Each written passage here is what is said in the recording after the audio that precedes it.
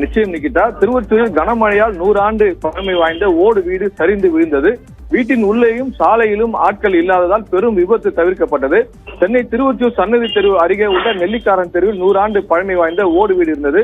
தொடர் கனமழை காரணமாக ஓடு வீடு திடீரென சரிந்து விழுந்தது. அறநிலைத்துறைக்கு சொந்தமான இந்த இடத்தில் நாகராஜன் என்பவர் குடும்பத்தினருடன் வசித்து வந்தார்.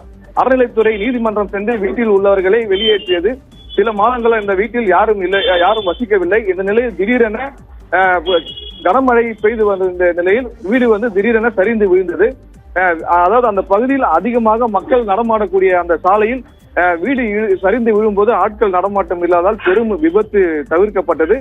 தகவல் அறிந்து வந்த சென்னை மாநகராட்சி மண்டல உதவி ஆணையர் பாண்டியன், உதவி செயற்பொறியாளர் தனசேகரன் உள்ளிட்ட மாநகராட்சி அதிகாரிகள் பேரிகார்டு அமைத்து சரிந்து விழுந்த கற்களை அப்புறப்படுத்தும் பணியில் ஈடுபட்டு வருகின்றனர். அந்த பகுதியில் தற்போது போலீசாரும் குவிக்கப்பட்டுள்ளனர். நேற்று இரவு முதலே சென்னை உள்ளிட்ட பல பகுதிகளில் கனமழை கொட்டி தீர்த்து விட்டு விட்டு பெய்து வந்த கனமழை மாலை நேரத்தில் திருவொற்றியூர், மணலி, எண்ணூர், ராயபுரம், தண்டையார்பேட்டை உள்ளிட்ட பகுதிகளில் கனமழை பெய்து வருகிறது. திருவொற்றியூர் மண்டலத்தில் மாநகராட்சி உதவி ஆணையர் தலைமையிலான அதிகாரிகள் முன்னெச்சரிக்கை நடவடிக்கை ஈடுபட்டு வருகின்றனர்.